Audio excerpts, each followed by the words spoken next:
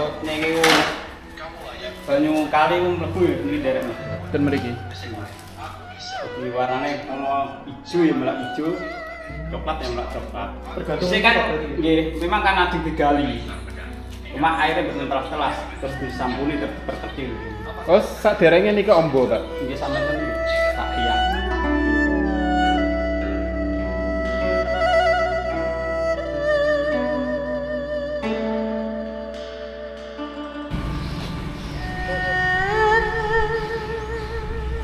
Lawang Ombo, rumah candu zaman kolonial di Kota Tua, Lasem. Lasem merupakan kecamatan di Kabupaten Rembang, Jawa Tengah. Di sini terdapat Lawang Ombo, bangunan bersejarah sejak masa kolonial dan Tiongkok di wilayah pantai utara Jawa. Lawang Ombo dibangun sejak tahun 1860-an.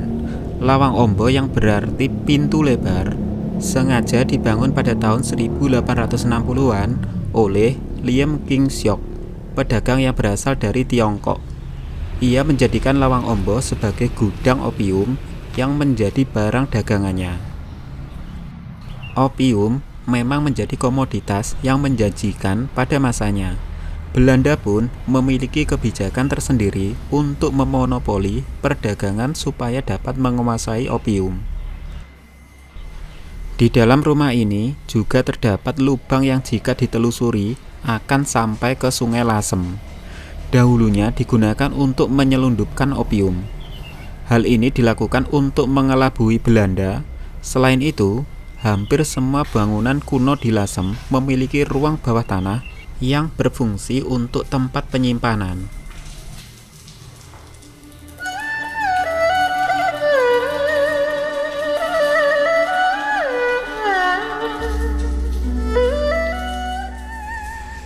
Meskipun sudah tidak berpenghuni, Lawang Ombo masih digunakan untuk sembahyang oleh generasi penerus Liem King Siok. Selain itu, juga ditetapkan sebagai cagar budaya, sehingga sering dikunjungi wisatawan. Bahkan, banyak dijadikan sebagai objek penelitian budaya, antropologi, maupun sejarah. Kalian bisa menemukan barang-barang antik termasuk pipa yang digunakan untuk menghisap opium, serta lubang untuk menyelundupkan opium.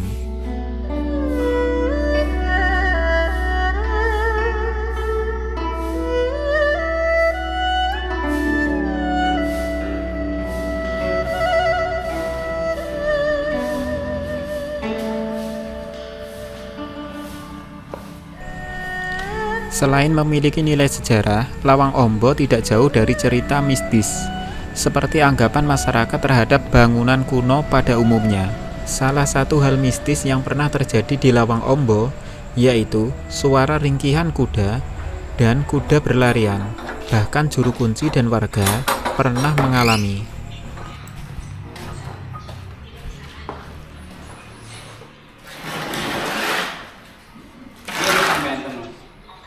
Kalau niki banyu kali mlebu ya ini derek Mas. Dan mriki. Jadi warnane ono ijo ya melak ijo, coklat ya melak coklat. Tergantung Sing kan nggih, memang kan ading digali. Cuma airnya betul telas terus disampuni terkecil. Oh, saderenge niki ombo, Pak. Nggih sampeyan kan iki tak tiang. Oh, nggih enten bekase niku nggih.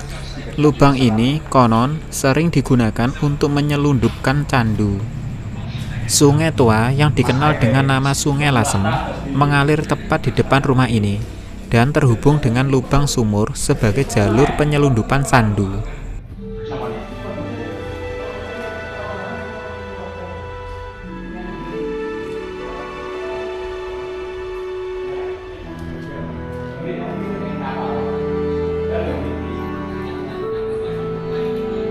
Riyen kan kapten.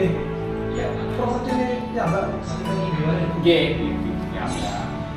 Lah ya nyelundup bagi aman.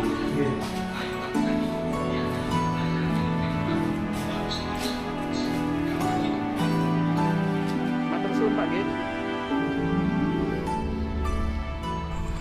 Menurut penuturan warga setempat, bahwa Lawang Ombo tersohor memiliki kisah mistis seantero Lasem sebagai tilas rumah candu. Perdagangan candu memang pernah menggurita di pesisir utara Jawa pada awal abad ke-19. Candu dikonsumsi rakyat jelata hingga kaum ningrat di Jawa. Banyak cerita-cerita seram di sini, kata orang-orang yang pernah dengar suara kuda tengah malam. Lawang Ombo bertetangga dengan kelenteng Chu An Kiong, kelenteng utama dan tertua di Lasem. Di sekitarnya masih ada segelintir rumah serupa, sehingga kawasan ini diduga merupakan tapak permukiman awal Cina Lasem.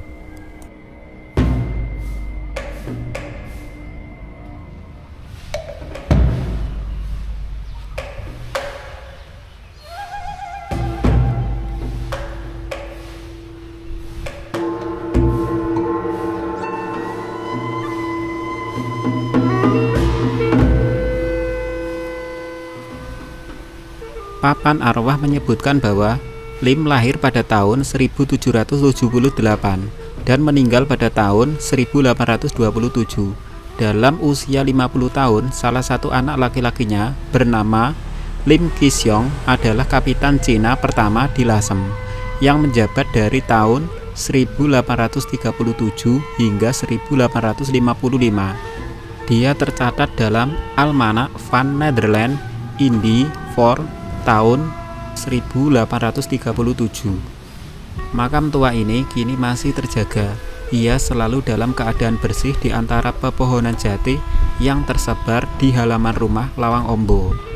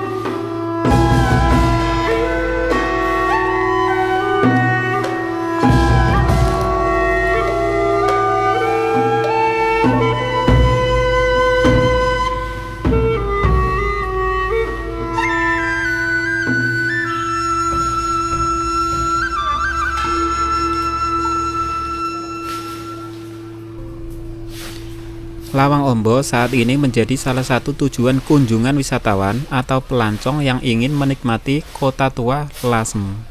Sebagai rumah tua yang memiliki sejarah, kisah, dan nuansa kekunoan, Lawang Ombo memang menyimpan banyak potensi terutama bidang pariwisata dan kegiatan komunitas.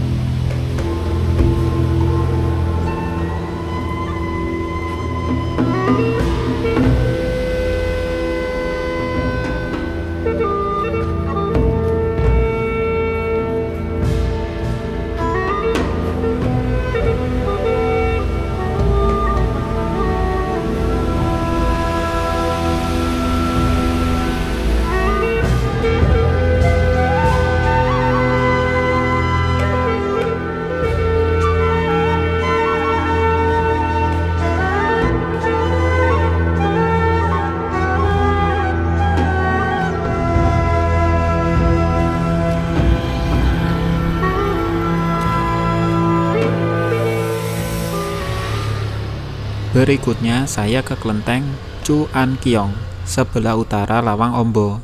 Kelenteng Chu An Kiong merupakan kelenteng tertua di kota Lasem dan bahkan konon merupakan kelenteng tertua di Pulau Jawa.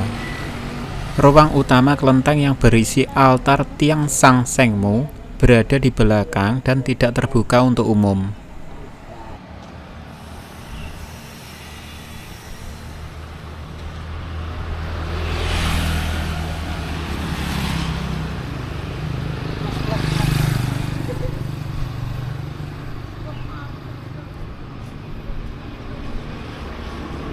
Pada salah satu pintu kelenteng, pada 2 buah daun pintu digambarkan 2 tokoh Tionghoa Lasem yang mengajarkan batik pada penduduk, yaitu Binang-un dan istrinya Nalini. Menurut cerita sejarah, orang-orang Tionghoa mulai datang dan mendarat di daerah hutan jati di sekitar sungai Babakan Lasem pada abad ke-15. Menurut tradisi kelenteng Chu An Kiong, dibangun orang-orang Tionghoa menggunakan kayu jati yang tersedia melimpah. Tiang penyangga utama kelenteng ini merupakan 2 buah kayu jati yang belum pernah diganti hingga sekarang. Pemukiman di sekitar kelenteng selanjutnya semakin bertambah ramai dan menjadi kota Lasem sekarang ini. Orang-orang Tionghoa yang datang pada masa itu umumnya bukan orang terpelajar dan sebagian besar buta huruf, sehingga sangat sedikit catatan mengenai pembangunan kelenteng ini. Setelah perekonomian membaik, kelenteng dipugar dengan mendatangkan para ahli ukir dari Guangdong. Pada masa penjajahan Belanda, kelenteng ini pernah dijarah, sehingga banyak catatan sejarah yang hilang. Menurut pengurus kelenteng yang mengunjungi museum di Den Haag, Belanda, terdapat catatan yang menyebutkan bahwa kelenteng ini dibangun pada tahun 1477 Masehi. Karena lokasi kelenteng ini sudah tercantum pada peta Lasem yang dibuat pada tahun itu, namun terdapat pula pendapat yang menyebutkan bahwa kelenteng ini dibangun pada tahun 1335. Di halaman kelenteng ini terdapat monumen perjuangan Laskar Tionghoa dan Jawa melawan VOC pada tahun 1740 sampai tahun 1743. Monumen ini berupa patung para tokoh laskar memegang senjata seolah sedang perang melawan musuh.